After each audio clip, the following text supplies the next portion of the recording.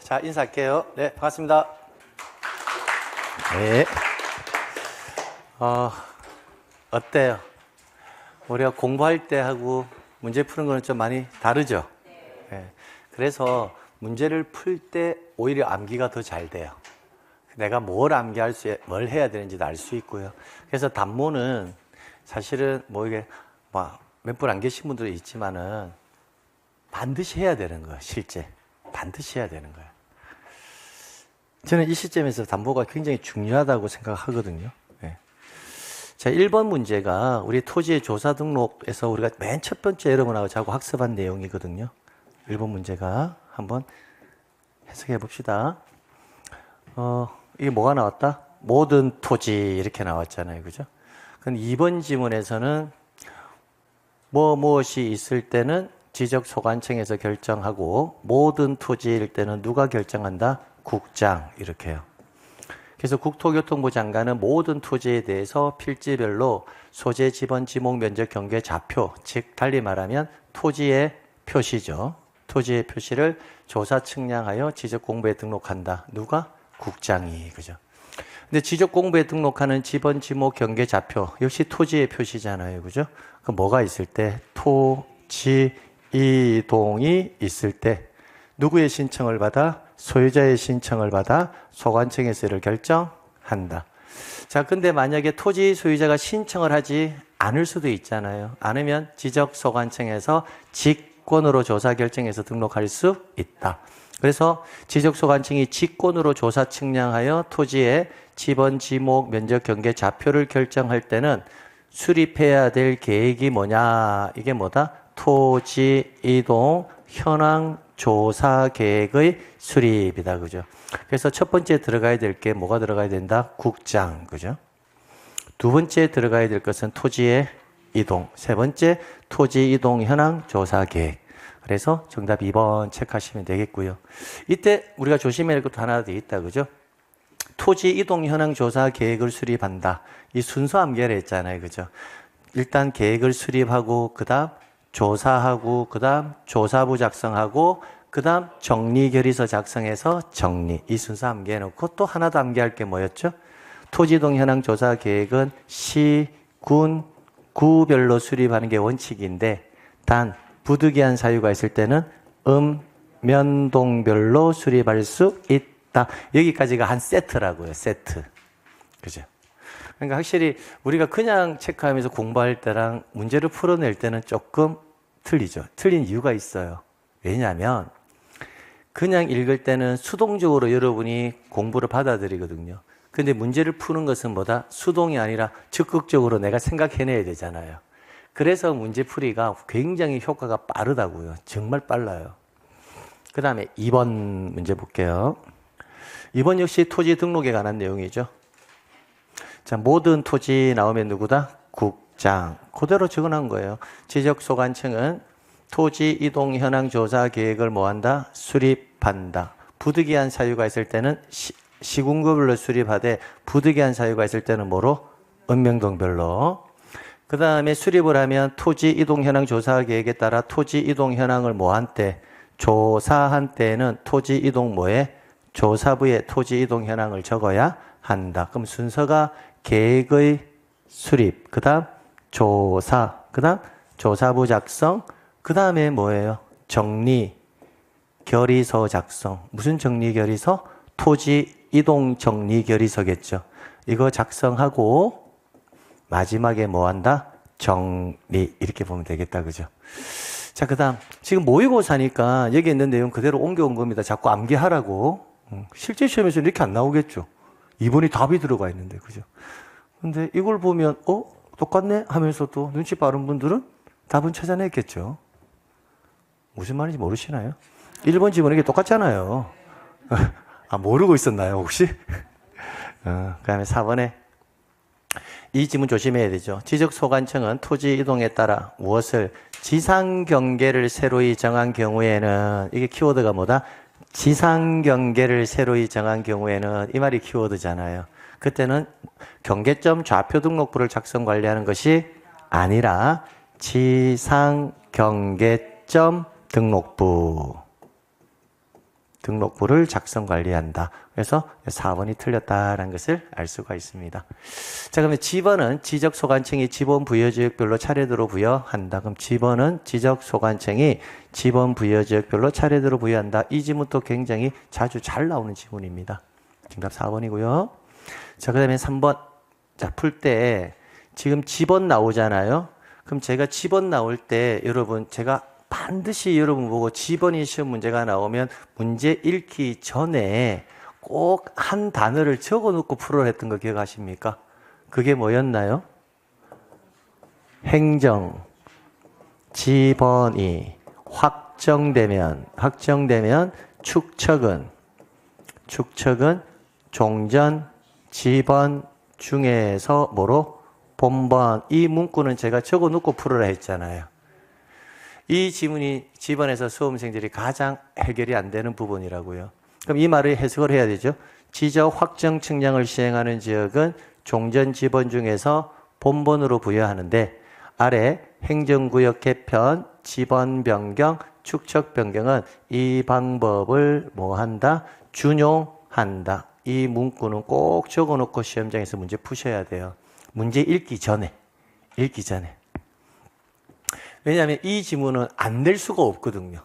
출제인이 가장 좋아하는 지문이에요. 그래서 지번을 공부할 때는 항상 행정 지번이 확정되면 축척은 종전 지번 중에서 본번 적어놓고 일단 지문 읽는 거. 지문 안에 있던 없던 상관없이 항상 습관적으로. 자, 옳은 것은 보겠습니다.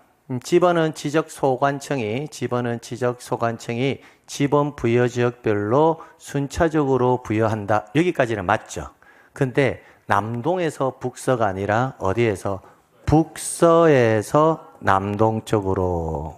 우리나라는 북서 기본법을 채택하니까요. 그래서 1번은 일단 틀렸네요. 2번, 지번은 아라비아 숫자로 표기하되 임야대장 및 임야도에 등록하는 토지는 숫자 앞에 임자를 붙이는 것이 아니라 뭐다? 산자를 붙여야 되죠. 산. 그래서 2번도 틀렸네요. 자, 지적소관청은 도시개발 사업 시행 등의 사유로 지번에 뭐가 생겼다면? 결번이 생겼다면 그 사유를 지번대장에 등록하여 영구히 보존하는 것이 아니라 어디에? 결번대장에 기록해서 영구히 보존한다. 3번도 틀렸네요. 자, 분할 나왔네요. 분할 나오면 분할은 누가 한다? 부부가 한다. 부가 나와야 돼요. 분할 후 필지 중 한 필지는 분할 전 지번으로 하고, 자, 나머지 필지의 지번은 본번의 최종 부번 다음 순번으로 부번을 부여한다.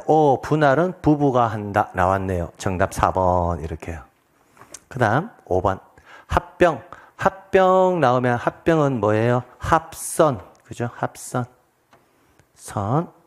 항상 뭐로 간다? 선순위 지번으로. 그래서 합병 대상 지번 중 선순위 지번, 선 맞죠? 여기까지는 하되 본번으로 된 지번이 있을 때는 본번 중에서 최종 순위가 아니라 역시 뭐다? 선순위 지번. 그래서 합병은 항상 선순위로 간다라는 거.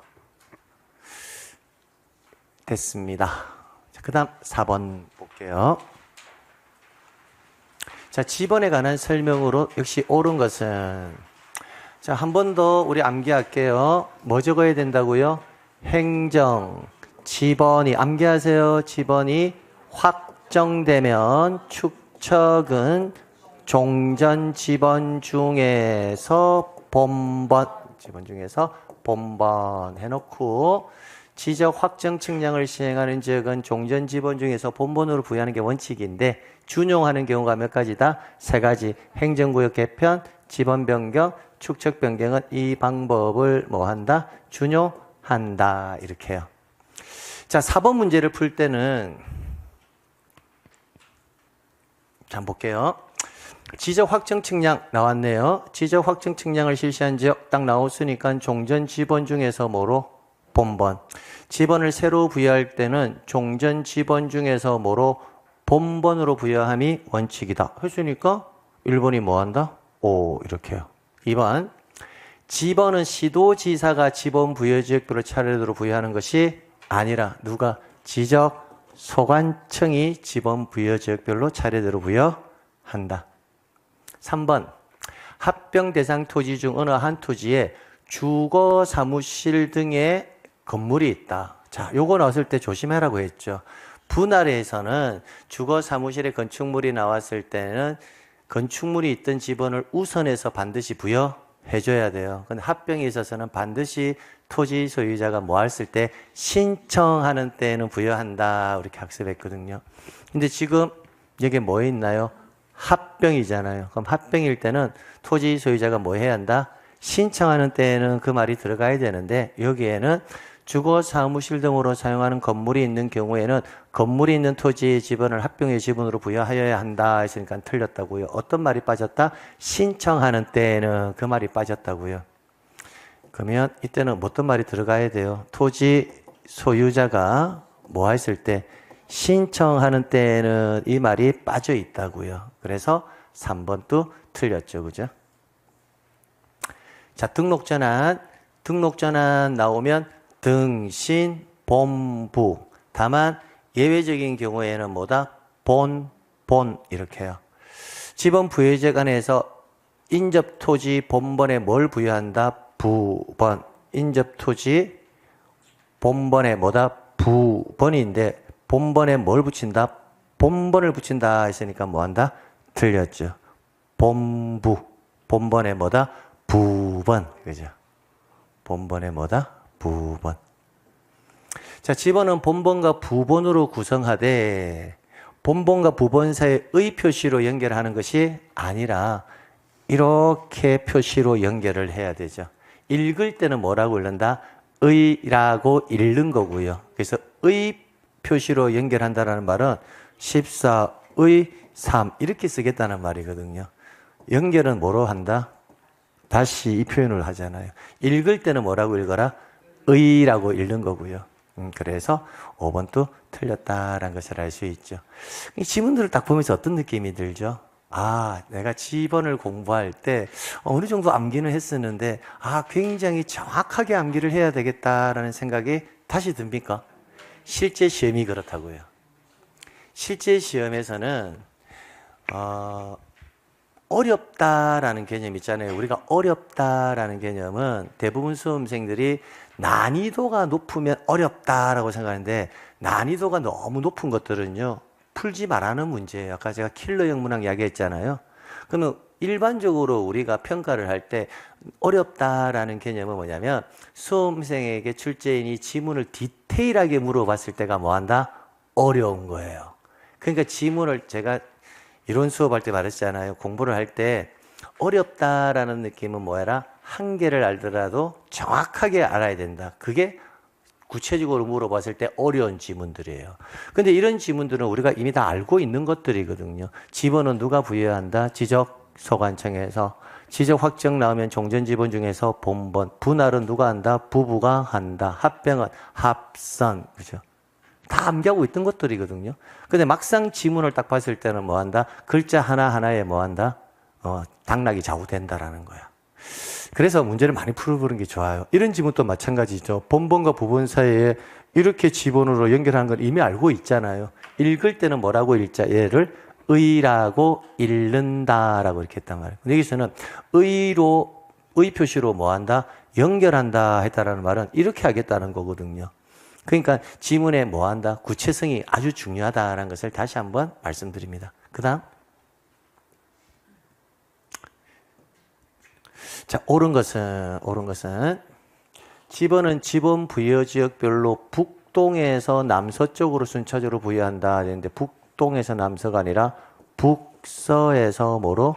남동쪽으로. 우리는 이를 북서기범법이라고 배웠습니다. 그래서 1번은 틀렸네요.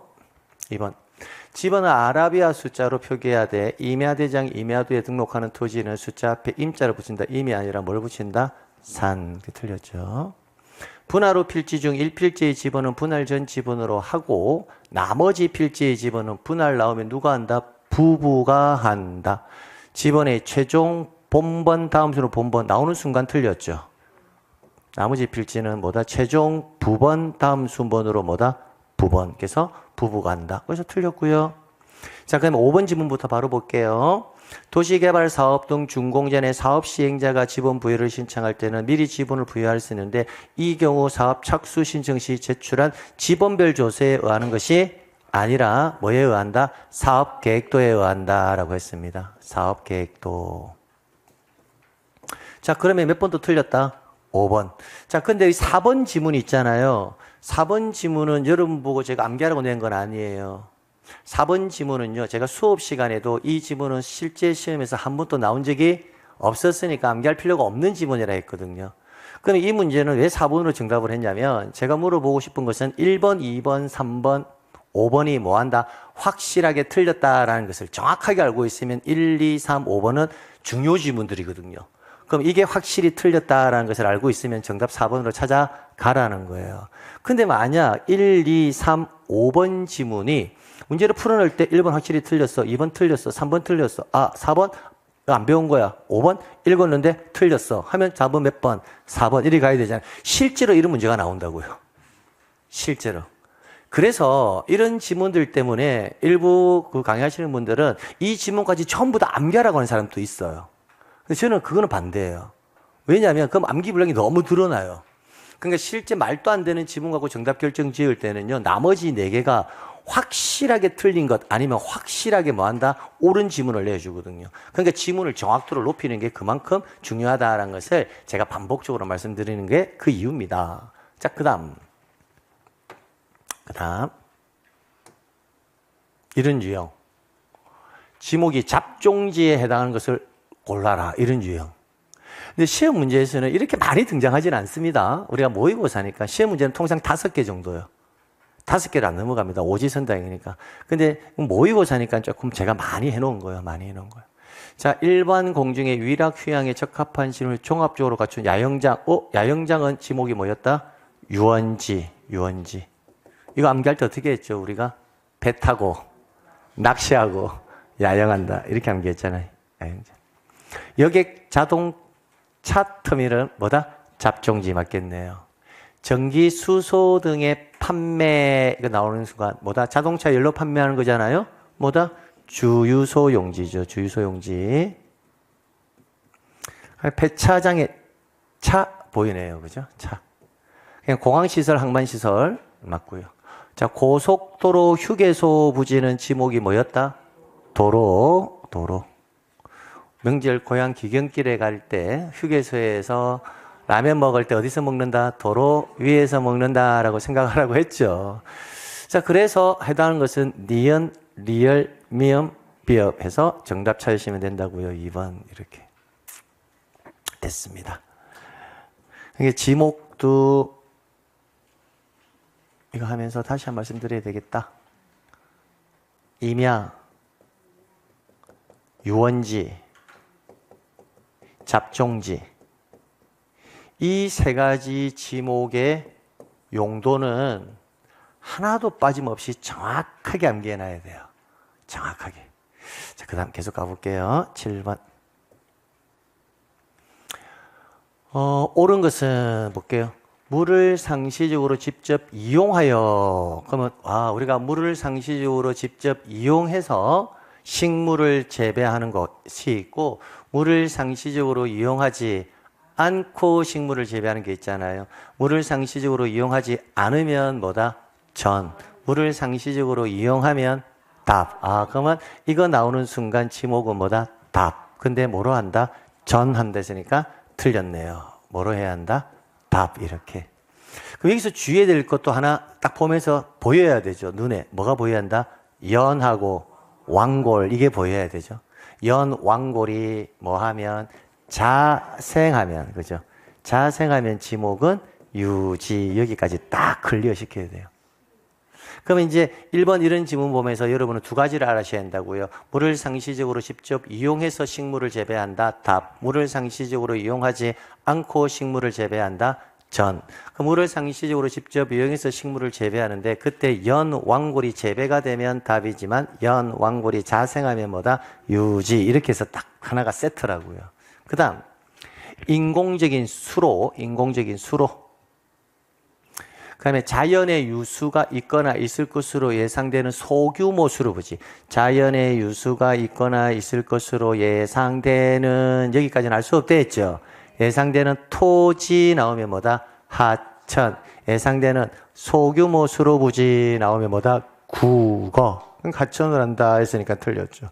국어 이렇게.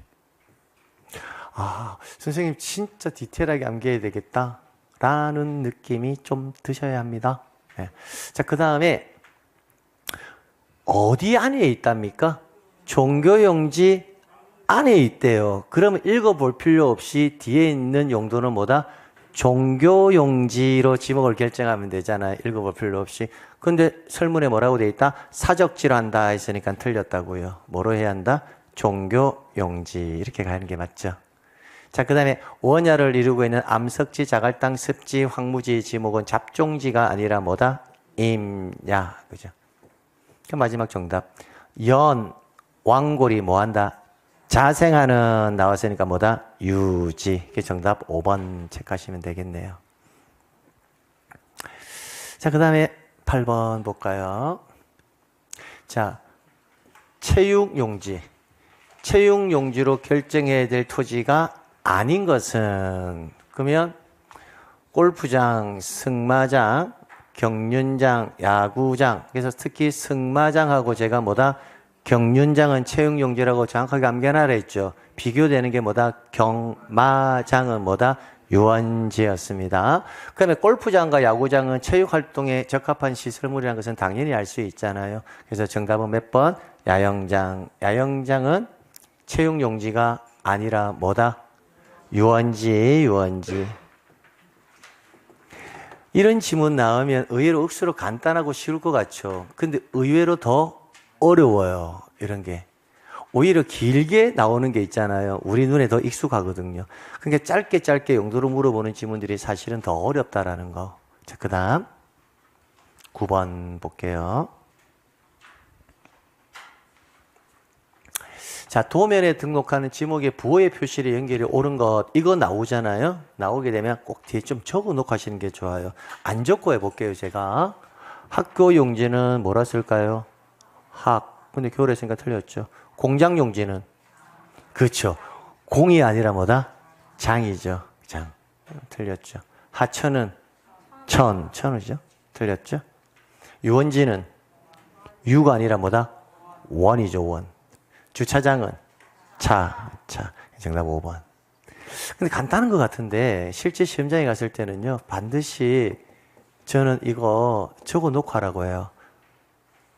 주차장, 공장, 용지, 하천, 유원지, 이렇게.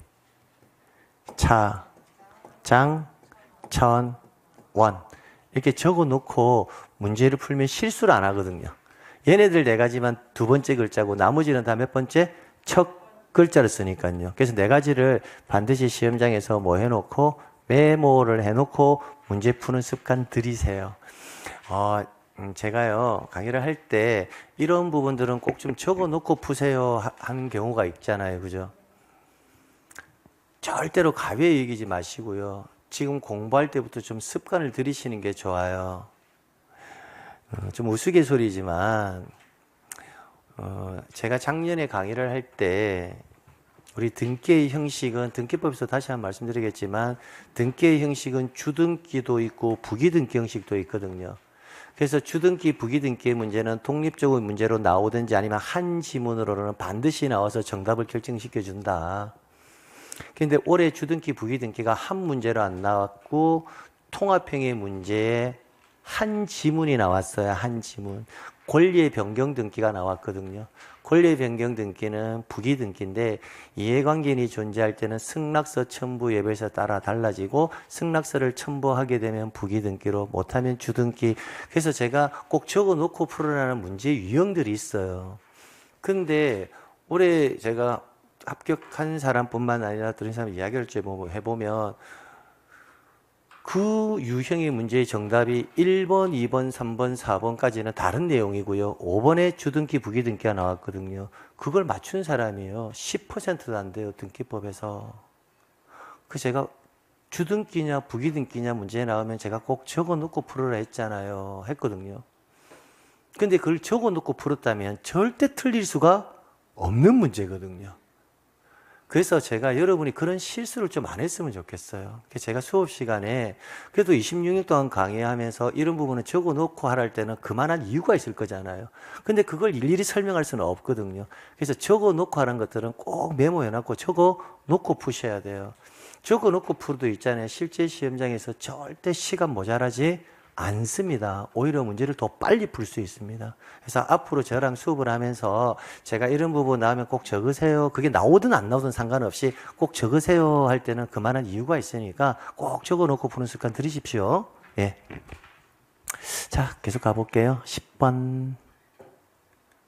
지목에 대한 설명으로 옳은 것은 과수료를 집단적으로 재배하는 토지, 여기까지는 지목이 뭐예요? 과수원이 맞죠? 이에 접속된 주거용 건축물의 부지는 과수원이 아니라 지목이 뭐다? 되잖아요. 그죠? 그러니까 1번은 틀렸죠.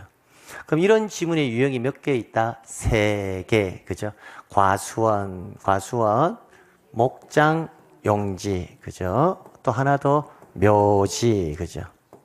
여기에 내에 있는 주거용 건축물의 부지, 내에 있는 주거용 사무실 등의 건축물의 부지는 지목을 뭐로 한다? 대로, 별도로 준다라는 거예요. 나머지는요, 주된 용도 안에 주거용 사무실의 건축물이 있으면 주된 용도에 따라 결정하는 것이지 지목을 대로 주지는 않습니다. 그래요. 자, 자연의 유수가 있거나 있을 거로 예상되는 까지는 알 수가 없다 했죠. 예상되는 뒤에 뭐가 나오면 토지 나오면 뭐다? 하천. 예상되는 소규모 수로부지 나오면 뭐다? 국어. 그래서 여기서는 토지라 했으니까 국어가 아니라 뭐다? 하천이 돼야 되겠네요. 좀 틀렸네요. 토지대장, 임야대장 및 경계점 좌표 등록부에 지목을 등록할 때에는 여기까지만 딱 끊어보세요. 그러면 지목을 뭐한다? 등록할 때에는 이라고 되어 있잖아요. 그럼 지목을 등록할 때 지목은 대장에 등록할 때는 뭐로써 정식 명칭 그대로를 등록하는데 경계점 좌표 등록부에는 지목이 등록이 된다 안 된다? 안 된다고요. 이 부분이 틀렸다라는 거예요. 그래서 지목은 어디에 등록한다? 대장에 등록할 때는 정식 명칭을 다 적고요. 그 다음에 도면에 지목을 등록할 때는 정식 명칭의 몇 번째 글자? 첫 글자를 써서 적는다고요. 그러면 지목이 등록되는 장소는요, 대장하고 뭐다? 도면 두 가지에만 지목이 등록되는 거예요. 그래서 경계점 좌표 등록부에 여기가 틀렸다라는 것을 알 수가 있고요. 자, 그 다음에 산림 및 원야를 이루고 있는 수림지, 중림지, 암석지 등의 토지는 잡종지가 아니고요. 지목이 뭐다? 임야. 그래서 4번도 틀렸네요. 자, 지하에서 석유류 등이 뭐가 되고 있다? 용출. 용출이 나오면 뭐다? 광천지죠. 그죠? 근데 만약에 운송 이렇게 나왔을 때는 광천지로 보지 않는다라고 했습니다. 자, 그렇게 해서 9번. 그래서 5번이 정답이네요. 이런 지문들도 사실은 간단한 지문 같지만요, 정확도가 떨어지면 굉장히 헷갈리는 지문들이에요. 특히 3번 지문 같은 경우에 지목은 지목을 등록할 때는 코드 번호와 정식 명칭으로 등록한다. 맞지? 하고 넘어가 버리거든요. 그러니까 지목이 어디에 등록된다는 거, 정식 명칭으로는 어디에? 대장에 등록할 때는 정식 명칭으로 등록한다. 이게 매칭이 되어 있어야 된다고요. 됐습니다. 그 다음 11번. 자, 연결이 옳지 않은 것은 볼게요. 1번. 산림 및 원야를 이루고 있는 수림지, 중림지, 암석지, 자갈땅, 모래땅, 습지, 황무지. 암기하려고 이제 원문 다 적어 놓은 거예요. 수림지, 중림지, 암석지, 자갈땅, 모래땅, 습지, 황무지는 지목이 뭐다? 임야. 1번은 맞네요, 일단. 두 번째. 승마장, 경마장, 이거 나올 순간 조심해야 되죠. 승마장, 경마장의 토지에 접속된 부속시설. 자, 승마장하고 뭐다? 경륜장은 뭐다? 채용용지가 맞지만 경마장은 유원지죠, 유원지. 2번이 틀렸네요, 이렇게. 잘 안 보이죠? 잘 안 보인다고요. 승마장, 경류장, 경마장 이렇게. 그래서 비교하는 거예요, 항상. 아, 승마장 이런 거, 경마장 나오면 아, 조심해야지 이렇게. 항상. 그다음 여객 자동차 터미널, 자동차 운전하고 폐차장, 자동차과 관련된 독립적인 시설을 갖춘 부지는 뭐다? 잡종지 맞고요. 자, 이건 조심해야 되죠. 묘지 관리를 위한 뭐는 건축물의 부지. 그럼 이 건축물은 묘지 관리란 건축물이니까 묘지 안에 있었을 거잖아요. 안에 있어도 주지목 추정의 원칙을 적용하지 않고 지목은 뭐로 결정한다? 대. 그래서 부지는 뭐로 결정한다? 대. 이렇게. 이런 게 몇 가지가 있다고요? 3가지. 과수원 내에, 목장용지 내에, 묘지 내에 있는 주거 사무실의 건축물의 부지는 지목이 뭐다? 대. 이렇게 따로. 자, 고속도로 휴게소 부지 어디에서? 도로에서. 그게 정답이 2번 이렇게. 근데 11번 문제를 만약에 틀렸잖아요. 만약에 틀렸는데 같이 보니까 정말 이런 거 조심해야 되겠다. 그래서 많이 틀려보는 것도 하나의 방법이에요. 그래야 다음엔 안 틀리면 되거든요. 네. 선생님, 저는 그래도 오늘 찍어서 좀 많이 맞은 것 같아요. 그것도 실력이죠. 자, 옳은 것만으로 묶인 것 한번 봅시다. 일반 공중의 유락, 휴양 등에 적합한 시설물을 종합적으로 갖춘, 하나씩 볼게요.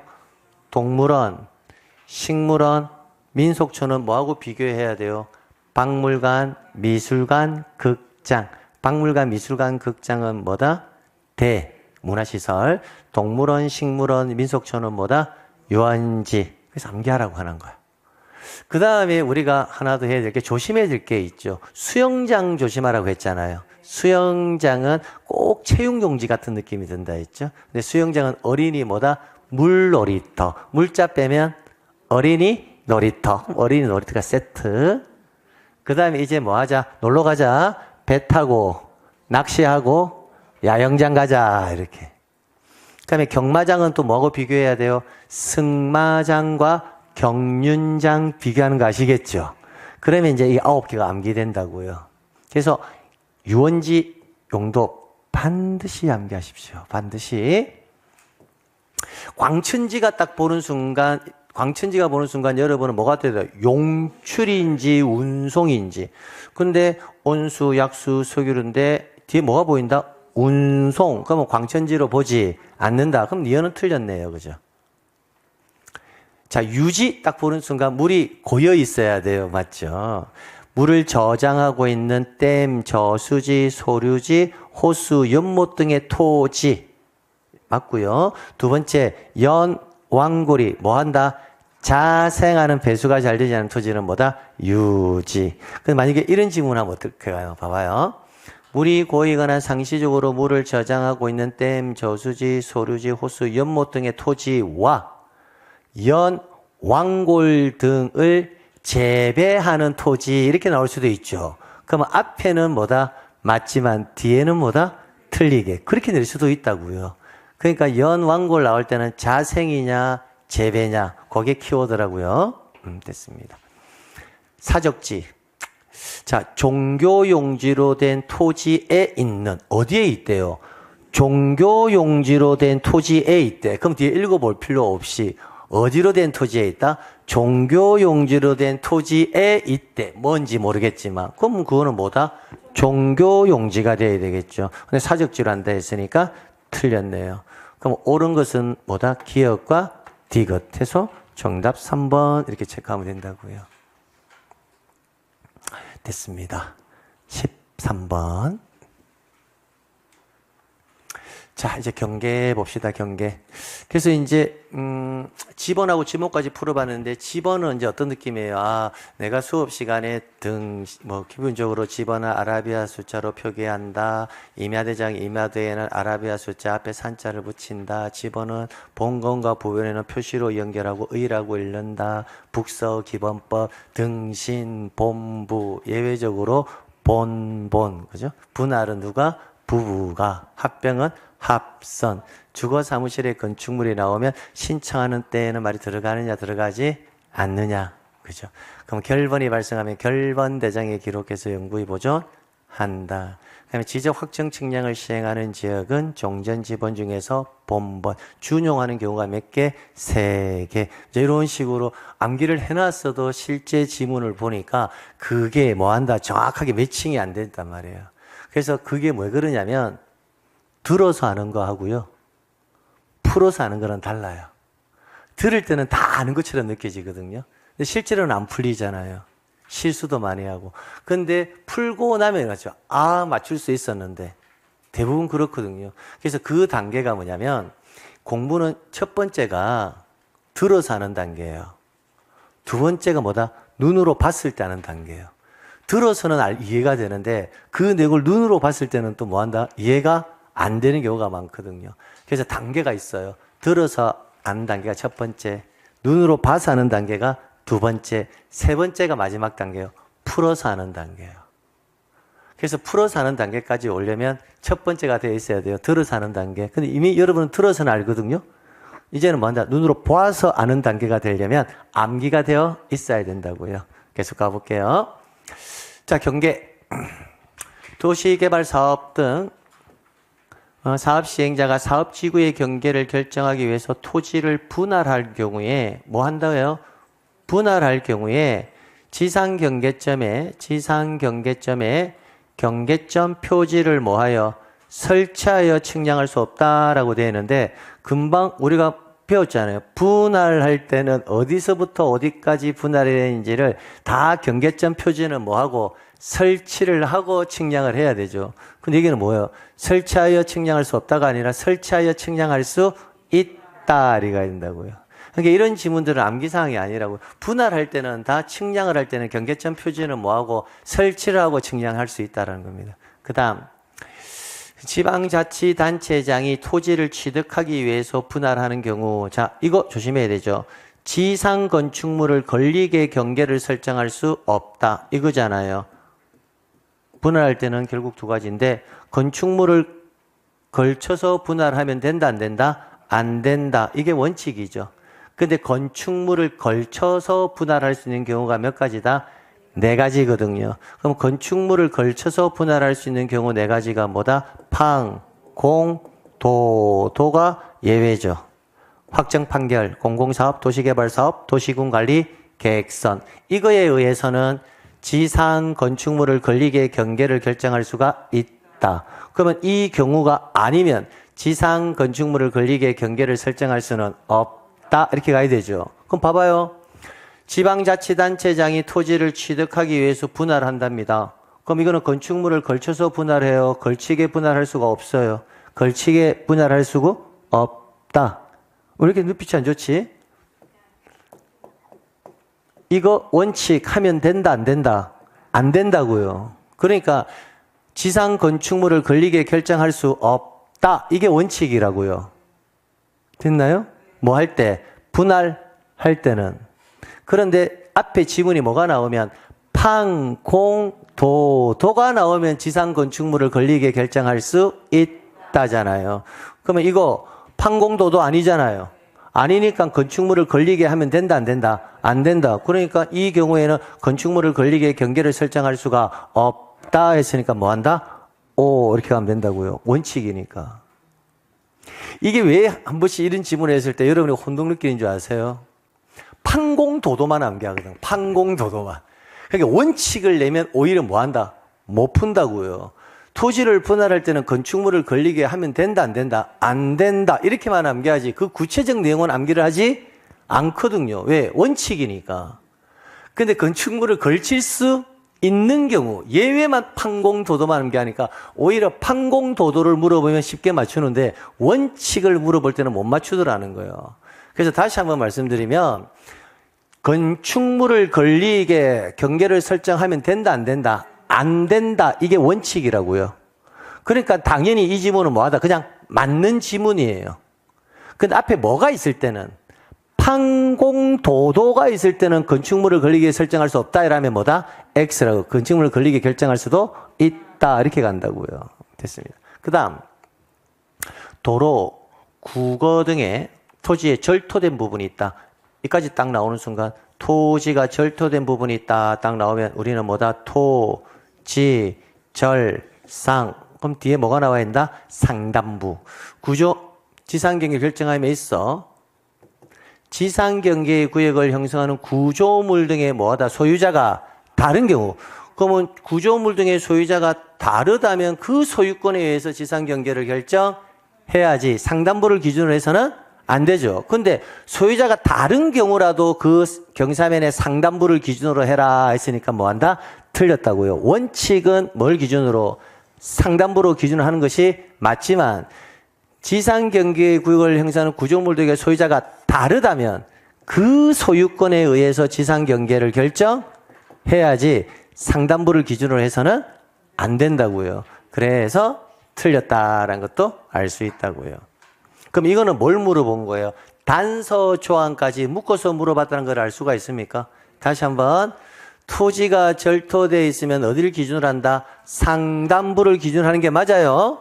근데 구조물 등의 소유자가 뭐하다면 다르다면 상단부를 기준으로 해서는 안 되고 그 구조물에 의해서 즉 그 소유권의 범위만큼 경계를 결정해야지 상단부를 기준으로 해서는 아니 된다라는 겁니다. 그래서 단서 조항까지 같이 본 거예요. 자, 그 다음 이것도 보세요. 지상경계는 지상건축물을 걸리게 결정해서는 아니 된다. 이거는 원칙이에요, 예외예요? 자신 있게. 원칙이라고요. 원칙. 건축물을 걸쳐서 분할할 수가 없다가 원칙이라고요. 원칙. 그러면 지상경계는 지상건축물을 걸리게 결정은 아니 된다. 이 지문은 맞는 지문인데 앞에 보니까 공공사업 등에 따라 뭐라 돼 있잖아. 공공사업 등에 따라 뭘 한다면 분할을 할 때는 건축물을 걸리게 결정할 수 있습니까? 방, 공, 도는 건축물을 걸리게 결정할 수 있다. 근데 판공도도 안에 들어옵니까?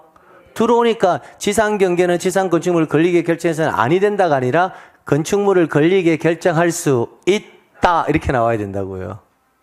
근데 이게 의외로 어려운가 봐요. 그런가? 아니, 지문이 나왔을 때 지상 건축물을 걸리게 결정할 수 있다. 앞에 거 일단 보지 말고 걸리게 결정할 수 있다. 이거는 원칙 예외.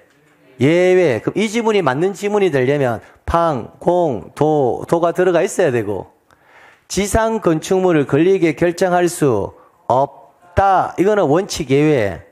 원칙. 원칙이니까 앞에 판공도가 들어가 있으면 뭐다? 틀린 지문. 판공도도 외의 지문이 들어가 있으면 뭐다? 맞는 지문. 이렇다고요. 그러니까 원칙에 해당하는 것들은 분할을 할 때 있잖아요. 분할을 하는 대상이 너무 많기 때문에 다 암기할 수가 없다고요. 그러면 토지를 분할할 때는 일단 건축물을 걸쳐서는 아니 된다 해놓고 단 판공도도만 가능하다 이렇게 정리해주면 간단하다고요. 그러니까 지문에서 지상 건축물을 걸리게 결정해서는 아니 된다 나오면 일단 그게 원칙이니까 맞는 지문이야 하고 봤는데 판공도도가 들어가 있으면 그 지문은 뭐다? X. 판공도도가 들어가 있지 않으면 뭐다? O. 이제 이렇게 구별하면 된다고요. 그러니까 이게 판공도도를 가지고 물어보면 잘 맞춰요. 판공도도인 경우는 건축물을 걸리게 결정할 수 있다. 이러면 뭐다? O. 이렇게 되면 잘 맞추는데 오히려 원칙을 내면 못 맞추더라는 거예요. 원칙을 내면. 이런 거. 지상 건축물을 걸리게 결정할 수가 없다. 그럼 이건 원칙이잖아요. 그럼 일단 이 지문은 뭐다? O로 가는 거예요. 근데 앞에 보니까 판공도도가 있었다면 이 지문은 뭐다? 틀린 지문이 되죠. 판공도도는 걸리게 결정할 수가 있으니까. 됐습니까? 자, 그렇게 해가지고 꼭 지문 기억하십시오. 참 잘 나온다고요. 그 5번 지문을 마지막으로 한번 볼까요? 지상경계는 지상 건축물을 걸리게 결정할 수 있다라고 되어 있잖아요.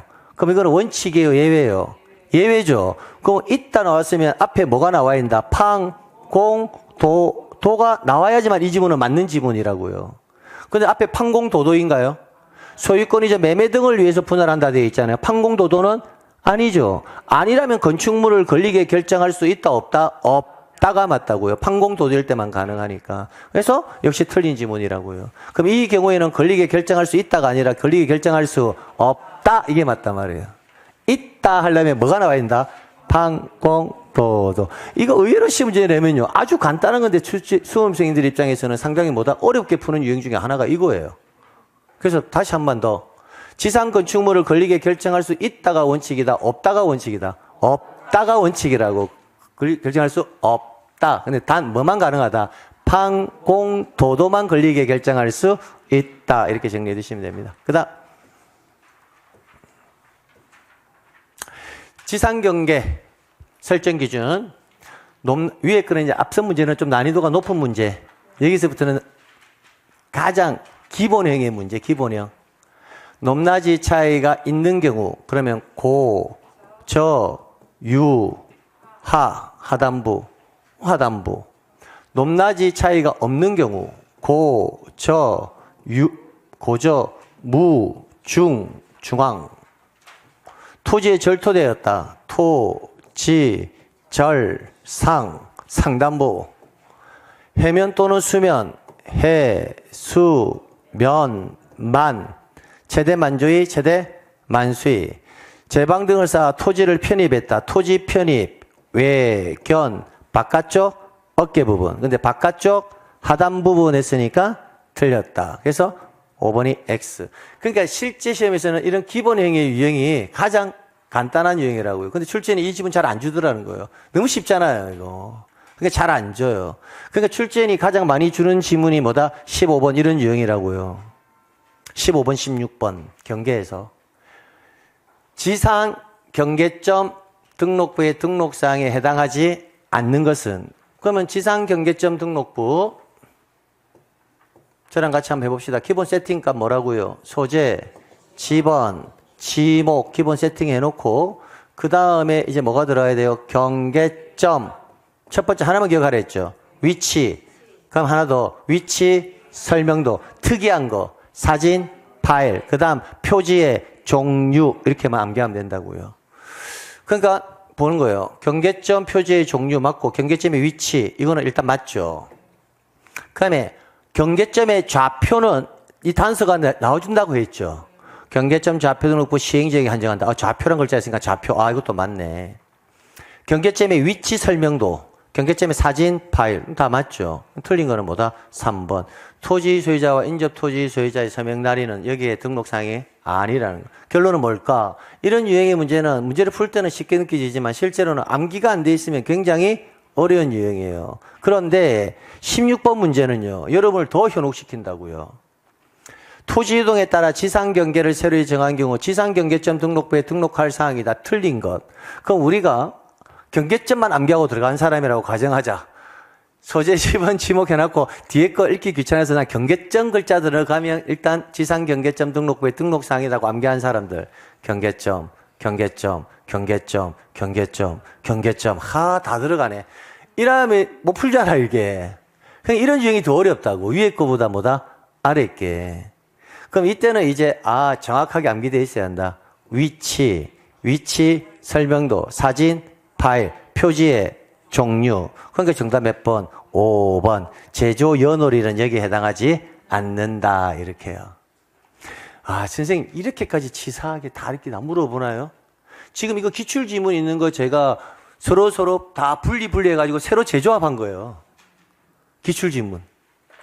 그러니까 실제로 대부분 수험시 제가 아까 수업 시간에 말씀드렸다시피 오늘 유형의 문제가 어렵다라는 말은 그게 뭐 내용이 쫙 구석에 있는 거나 출제가 안 되는 걸 했기 때문에 어렵다는 것이 아니라 나올 수 있는 파트를 뭐 한다. 정확하게 암기가 안 돼 있으면 어렵다라는 거예요. 그건 모든 내용이 마찬가지지만. 그래서 정확도를 요한다라는 거 다시 한번 말씀드리고 넘어갑니다. 그 다음 17번. 이제 면적이거든요. 우리가 면적을 구할 때 자, 352.45거든요. 일단 다 해놓고 일단 첫 번째 어디까지 구할지를 판단하는 게 순서라고 했죠. 소수점 첫째 자리까지 구할 건지 자연수까지 구할 건지를 판단하는 게 순서라고 했습니다. 그럼 이거는 어디까지 구하는 게 맞을까요? 자연수. 그죠? 자연수라고 했다고요. 선생님 아니에요. 이거 소수점 첫째 자리까지인 것 같아요. 라고 생각하시는 분은 없나요? 그렇죠. 대부분 이거에서 현혹될 거거든요. 지적도의 축척은 얼마다? 1000분의 1임. 그러니까 뭐다? 자연수. 이렇게 생각하신 분들이 대부분일 거예요. 근데 이 안에는 함정이 있다. 뭐가 있다? 경위의 측량 방법. 사업을 실시한 지역에서 경위 측량 방법을 사용하는 지역은 이 지역은 무슨 측량? 지적 확정 측량을 시행하는 지역이거든요. 지적 확정 측량을 시행하는 지역, 경위 측량 방법으로 지적 확정 측량을 시행하는 지역은 뭐가 비치된다? 경계점, 좌표, 등록부가 비치되는 지역이에요. 이것을 읽어낼 수가 있어야 된다는 거야. 근데 이걸 읽어내기가 쉽지가 않거든요. 이게 면적에서 최고 난이도의 문제입니다. 일반적으로 출제인이 문제를 내줄 때는요, 그냥 축척 딱 제시해줘요. 끝이에요. 그냥 1000분의 1 이거 보고 문제 푸는 게 다예요. 근데 제가 오늘 이론 강의할 때도 말씀드렸다시피 제가 이 문제를 만들어낼 때 고심 많이 했다 했잖아요. 그냥 기본형만 던져가지고 이런 연습하고 갈 거냐, 아니면 실제 시험에 출제되는 가능성이 있는 최고 난이도까지 끌어올릴 거냐, 실제 다 해보자 했잖아요. 그래서 지문을 넣어 놓은 거예요. 실제 면적에서 풀 수 있는 가장 어려운 유형이 이 유형이라고요. 그래서 가장 첫 번째 유형이 뭐다? 그냥 축척만 보고 풀으라는 거. 두 번째는 뭐다? 그냥 경계점 좌표 등록부가 비치되어 있는 지역입니다. 이렇게 알려줘요.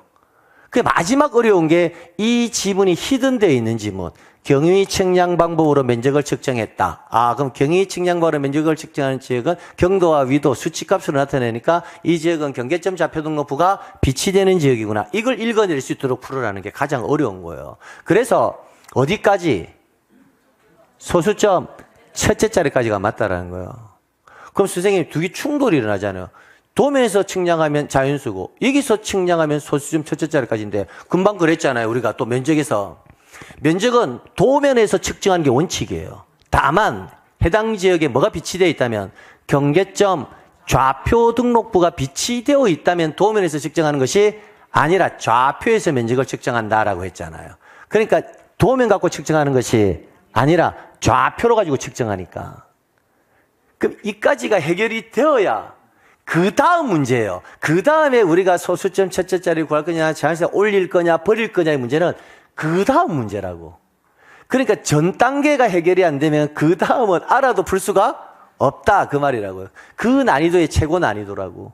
그러면, 아, 여기까지 오셨다면 이제, 아, 소수점 첫째 자리까지 구해야 되는구나. 결정이 났죠. 그럼 결정이 나면 여기까지 구해주면 되잖아요. 그죠? 그럼 이제 정답 결정 짓고 간다. 352.4 아니면 352.5 두 개 중에 하나예요. 352.4 이거 아니면 352.5 그러니까 일단 1번, 2번, 5번은 일단 정답 자 제껴놓고 출발해야 된다고. 그럼 내가 3번으로 정답 결정할 거냐 4번으로 결정할 거냐의 문제는 얘를 올릴 거냐 뭐다 버릴 거냐 그만 판단하면 되거든요. 그럼 단수 적어볼게요. 단수가 0.05죠. 우리가 기준값이 뭐라고 했죠? 0.05 1대가 기준값이죠. 그럼 얘는 딱 0.05 맞습니까? 맞다면 올린다 버린다의 개념은 구하고자 하는 뭐다? 끝자리 숫자. 이 앞자리 숫자가 뭐냐 따라서 짝수라면 뭐한다? 버린다. 홀수라면 올린다. 그래서 제가 짝수일 때 올리는지 홀수일 때 올리는지 헷갈리면 헷갈리면 홀로 시작하면 올로 끝난다. 그러니까 홀수일 때 올린다. 이거는 짝수니까 뭐해라? 버린다. 그럼 확정적으로 나왔네. 352.4 정답 딱 이렇게 결정한다. 실제 시험장에서도 이렇게. 그럼 지금 17번의 유형을 스스로 풀 수 있었던 분이라면요. 대한민국에 있는 면적은 이 방법으로 모든 문제 다 풀 수 있어요. 안 풀리는 게 이상해요. 이게 최고 난이도거든요. 그럼 조금 난이도가 낮은 거 가봅시다. 조금 난이도가 낮은 거. 아주 기본형이잖아요. 6,000분의 1. 자, 567.252 나왔는데 어디까지 구할지 이건 아주 바로 보이잖아요. 뭐라고 되어 있다? 축척이 얼마? 6,000분의 1이다 나와 있잖아요. 그럼 어디까지 구해주면 돼요? 자연수. 자, 그럼 두 개 정답 짓고 갑시다. 567 아니면 568. 두 개 중에 하나 맞습니까? 그러니까 568 아니면 567이거든요. 1번, 3번, 4번은 일단 답 아니네요. 그러면 2번 아니면 몇 번에서 5번이 정답인데 얘네들을 단수인데 버릴지 옳을지를 판단해야 되잖아요. 그럼 기준값이 얼마다? 자연수까지는 0.5, 1대를 기준은 0.252잖아요. 그럼 0.252 단수는 버릴지 옳을지만 판단하면 되죠. 그럼 0.5보다 미만값이다, 초과값이다. 미만값. 그럼 뭐 해라? 버려라. 그러니까 얼마? 567 최종답 이렇게. 실제 시험장에서도 왜냐하면 숫자가 5개로 되어 있을 때는 있잖아요. 헷갈려요. 나중에 가보면. 실제로는 지금 편안한 상태이기 때문에. 그런데 반드시 문제 풀 때는 저처럼 2개를 결정해놓고 다 지워놓고 2개 중에 하나를 기준으로 해서 문제를 풀어야 돼요. 그래서 나중에 실수를 하더라도 엉뚱한 데 답을 체크를 하지 않는다고요. 항상 이렇게 풀어야 돼요. 자, 19번. 축척이 제시가 안 돼 있네요. 이거는 축척이 5120.451인데 축척이 제시가 안 돼 있다. 근데 힌트가 나와 있죠. 어디에? 경계점 좌표 등록부가 등록되는 지역 이렇게. 어디까지 구할까? 소수점 첫째 자리까지 확정되었나요? 자, 그러면 손을 제가 가릴게요. 자, 그럼 정답 결정 짓고 갑시다. 5120.4 아니면 5120.5 두 개 중에 하나 맞습니까? 그냥 5120.5 5120.4 그러면 2번 X 3번 X 5번 X 이렇게 딱 답을 짚고 가란 말이에요. 항상. 그럼 뒤에 기준값이 얼마? 0.051대 소유권 취득까지 구할 때는 자, 단수 적습니다. 0.051 이게 올릴지 버릴지 처리해야 될 숫자죠. 그 0.051은 기준값 0.051대를 기준으로 했을 때는 초과하는 값이다, 미만 값이다. 딱 0.05다. 초과하는 게 보이잖아, 이렇게. 그래서 이 기준값하고 단수를 꼭 적는 습관을 들여야 된다고, 저처럼. 이걸 안 들이면 5가 보이네, 짝수네, 버리는 것 같다. 이렇게 가버릴 수도 있다라는 거예요. 그래서 반드시 기준값과 단수는 적어야 돼요. 두 개를 결정해 놓고. 그럼 적어 보니까 0.05는 0.05를 초과했으니까 뭐 한다? 올린다. 그러니까 0.5. 그럼 정답 1번 이렇게 한다고. 근데 만약에 이게 이렇게 되었었다면 5120.45였다면 또 말은 달라지죠. 45였다면 0.05가 되죠. 그러면 기준값 안에 딱 들어오잖아. 0.05라면 앞자리 숫자를 봐야 된단 말이야. 짝수니까 뭐 한다? 버린다. 그럼 그때는 4가 되겠지. 그러니까 반드시 기준값하고 저처럼 이렇게 단수를 적는 습관을 들여야 돼. 실제 시험장에서 제가 그랬죠. 오늘 수업할 때도 마찬가지였지만 면적을 여러분 스스로 어떤 방법을 가지고 있어도 제가 하는 방법과 뭐 해라. 똑같은 방법으로 해라는 이유가 실수도 줄이고 문제를 더 빨리 풀 수 있어요. 그러니까 항상 정답 두 개는 결정 내리고 난 다음에 문제를 푸는 습관을 들이셔야 된다는 거예요. 그 다음 마지막. 자, 틀린 것은 1번. 면적은 토지대장이나 임야대장에 등록한다. 면적은 어디에 등록한다? 대장에. 내가 소유하는 면적 보려면 뭘 봐라? 대장. 일단 1번은 맞네요. 경위의 측량 방법이란 글자가 나왔네요. 아, 이 방법은 뭘 만들 때? 경계점 좌표 등록부 만들 때. 그래서 경위 측량 방법으로 세부 측량을 실시한 필지는 전자면적 측정기에서 면적을 산출한다라고 돼 있죠. 경위 측량 방법으로 세부 측량을 한 지역은 뭐가 빛이 되는데? 경계점 좌표 등록부가 만들어지죠. 경계점 좌표 등록부가 만들어지는 것은 뭐 가지고 면적 계산해야 돼요? 좌표. 그러니까 좌표 면적 계산법에 의해야 되지 전자면적 측정기에 의해서 면적을 산출하는 것은 아니라고요. 전자면적 측정기는 어디에서? 지적 도면에서 할 때 도면. 도면에서는 전자면적 측정기. 경계점 좌표 등록부가 빛이 되는 지역은 좌표 면적 계산법에 의해서. 그래서 면적을 측정하는 방법 두 가지 알고 가셔야 한다고요. 면적을 측정하는 방법은 두 가지다. 전자면적 측정기법, 좌표면적 계산법 두 가지인데 도면에서 면적을 측정할 때는 뭐에 의해서? 전자면적 측정기법. 경계점 좌표 등록부가 비치되는 지역, 좌표에서 면적을 측정할 때는 좌표 면적 계산법. 이렇게 두 가지를 알고 가라고요. 근데 경위 측량 방법을 사용하는 지역이다라고 되어 있잖아요. 경위 측량 방법을 사용하는 지역은 뭐가 비치되는 지역이다? 경계점 좌표 등록부가 비치되는 지역이니까 좌표 면적 계산법에 의해야 된다고요. 그래서 뒤쪽 부분이 틀린 지문이다라는 거예요. 2번이 정답이네요. 그 다음 토지의 면적이 1제곱미터 미만의 끝수가 있을 경우 0.5제곱미터 미만이면 버리고 0.5 초과하면 뭐하고 올리고 정확하게 0.5제곱미터일 때는 구하고자 하는 끝자리 숫자가 0이거나 짝수라면 뭐하고 버리고 홀수일 때는 뭐해라? 올린다. 오 이렇게. 4번, 5번 지문은 아직 배운 지문은 아닙니다. 이 지문은 등록 전환하고 어디에서 축척 변경해서 여러분에게 다시 한번 설명드릴 건데 선행학습한다고 생각하면 보시면 됩니다. 등록 전환을 위해서 면적을 정함에 있어서 오차가 발생할 경우에는 그 오차가 허용 범위 이내일 때는 등록 전환될 면적을 등록 전환 면적으로 결정한다. 자, 이 지문도요. 우리가 이제 다음 주 가면 어차피 봐야 될 지문이기 때문에 가볍게 내가 선행학습을 좀 해드릴게요. 등록 전환의 일단 개념을 아셔야 돼요. 등록 전환의 개념은요. 임야대장, 임야도에 등록된 토지를 토지 대장 어디로? 지적도로 옮겨 등록하는 것을 등록 전환이래요. 여러분의 토지가 어디에 등록되어 있다 지금? 임야대장, 임야도에 등록되어 있다고요. 그러면 임야도에 등록된 여러분의 토지를 어디로 옮기려고 한다? 지적도로 옮겨 등록하겠다고요. 그러면 다시 경계선을 지적도에 그려야 돼요? 안 그려야 돼요? 그려야 되죠.